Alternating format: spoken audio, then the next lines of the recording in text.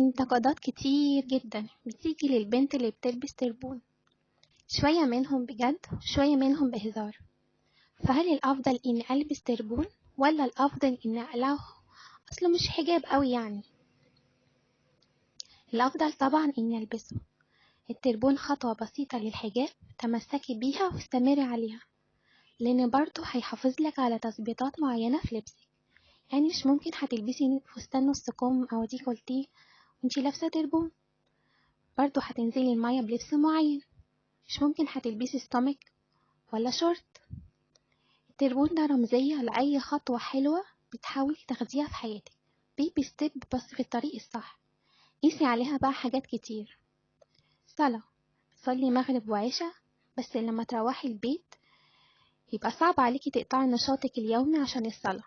صلي مغرب وعشاء بس، مش أحسن من إنك ما تصليش خالص؟ صوم، بتصومي أكل وشرب، بس لسه في لهو شديد جدا بعد الفطار، مش بتعرفي تستحضري الروحانيات بتاعت رمضان، برضو مش أحسن من فطر رمضان.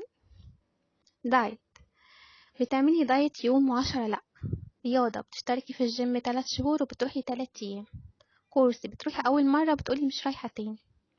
استمري وكملي، ما تمنعيش خطوة ربنا رزقك بيها علشان تعثرتي في البدايات.